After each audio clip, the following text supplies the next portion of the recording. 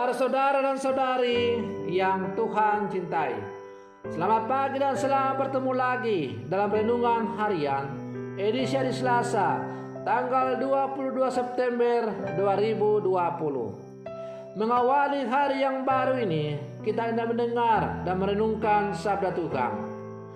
Marilah sebelum kita mendengar dan merenungkan sabda Tuhan, kita berdoa. Dalam nama Bapa dan Putra dan Roh Kudus, amin. Allah Bapa yang kekal dan kuasa, terimalah kiranya kami menjadi putra dan putrimu, karena kami mengimani sabda putramu yang menjadi jalan kebenaran dan kehidupan kami. Bersabdalah ya Tuhan, kami siap untuk mendengarkan. Semoga sabdamu yang hendak kami dengar dan kami renungkan untuk mengawali hari yang baru ini sungguh menjiwai seluruh kehidupan kami di sepanjang hari ini. Terpujilah Engkau Bapa, Putra dan Roh Kudus, kini dan sepanjang segala masa. Amin. Para saudara dan saudari yang Tuhan cintai, sabda Tuhan yang hendak kita dengar dan kita renungkan bersama untuk mengawali hari yang baru ini diambil dari Injil Lukas pasal 8 ayat 19 sampai 21. Tuhan sertamu. Inilah Injil Tuhan kita Yesus Kristus menurut Santo Lukas. Pada suatu hari, datanglah ibu dan saudara-saudara Yesus hendak bertemu dengan dia. Tetapi mereka tidak dapat mencapai dia karena orang banyak. Maka diberitahukan kepada Yesus, ibu dan saudara-saudaramu ada di luar dan ingin bertemu dengan engkau. Tetapi Yesus menjawab, ibuku dan saudara-saudaraku ialah mereka yang mendengarkan sabda Allah dan melaksanakannya. Demikianlah Injil Tuhan. Para saudara dan saudari yang Tuhan cintai, suatu ketika ada seorang ibu yang dirundung duka cita karena suaminya yang tercinta telah dipanggil oleh Tuhan. Begitu dalamnya duka citanya, maka sambil menangis ia berkata, "Bapa, semoga nanti saya berjumpa lagi dengan engkau di dalam kehidupan yang akan datang." Ikatan relasi manusia begitu kuat sehingga kadangkala kita sulit untuk melepaskan itu semua. Dan hal itu sangat manusiawi dan bisa dipahami. Namun kita juga mendengar pewartaan melalui Injil bahwa pada kehidupan yang akan datang tidak ada orang yang kawin atau dikawinkan. Kita terbang bebas tanpa adanya kebutuhan-kebutuhan manusiawi seperti kita hidup di dunia ini. Para saudara dan saudari yang Tuhan cintai, Injil hari ini juga mempertegas bahwa di hadapan Allah yang utama bukan ikatan manusiawi Yesus dengan ibunya.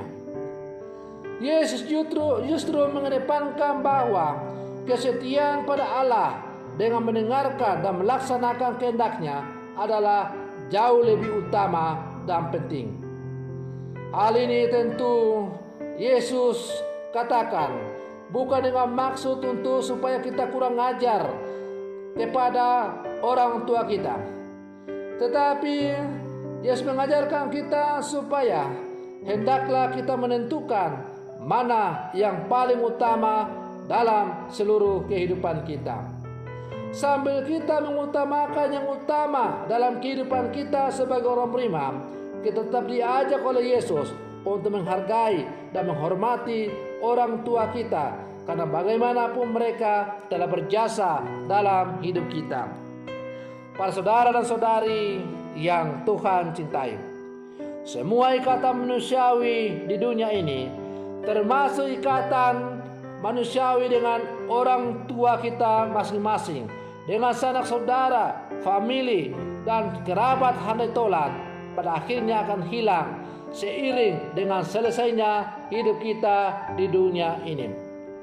Relasi kemanusiaan yang kita jalin selama di dunia ini tidaklah kekal dan abadi. Akan tiba saatnya semua itu akan berakhir. Kita akan kehilangan orang tua kita karena kembali kepada pangkuan Ibu Pertiwi. Orang tua akan kehilangan anak-anaknya ketika mereka telah membangun hidup yang baru. Kita akan kehilangan sahabat-sahabat kita ketika satu persatu dipanggil kembali ke hadirat Allah. Pada akhirnya, semua relasi-relasi di dunia ini akan berakhir karena tidak ada yang kekal.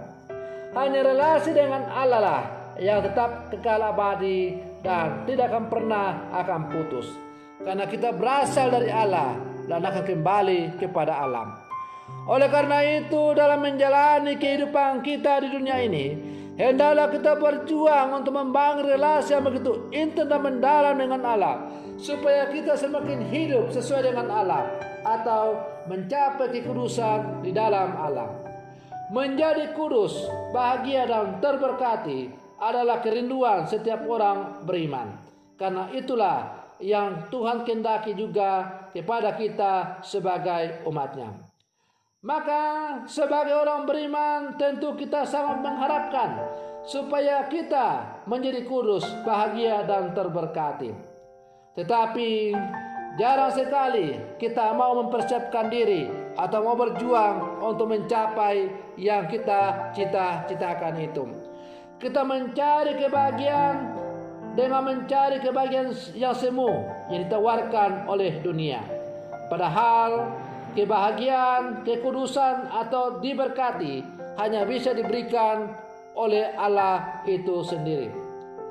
Maka tidak ada yang lain yang harus kita perbuat adalah selain kita mengikuti apa yang diajarkan oleh Allah dan bukan memaksakan Allah supaya Allah mengikuti apa yang kita kehendaki. Para saudara dan saudari yang Tuhan cintai, sabda Tuhan yang ditawarkan kepada kita supaya kita baca, dengarkan, renungkan dan kita laksanakan dalam kehidupan kita. Seperti kata-kata Yesus bahwa yang ia sebut sebagai saudara-saudarinya, ibunya adalah mereka yang mendengar dan melaksanakan sabda Tuhan. Sabda itu bukanlah buku bacaan, bukanlah novel, tetapi buku kehidupan. Buku benih kehidupan abadi yang harus kita tanam, taburkan dalam hati, dan kita biarkan supaya bertumbuh dalam kehidupan kita. Dan kalau ia sudah bertumbuh, menghasilkan buah-buah dalam kehidupan kita, maka kita semakin layak disebut sebagai murid-murid Yesus. Maka marilah dalam kehidupan kita semakin tekun untuk mendengar, merenungkan sabda Tuhan. Biarlah benih sabda Tuhan itu kita taburkan dalam hati kita, dalam kehidupan kita. Dan kita membiarkan supaya roh Allah menerangi, menyiram benih sabda itu supaya bertumbuh dengan subur dan menghasilkan buah yang berlimpah-limpah dalam kehidupan kita.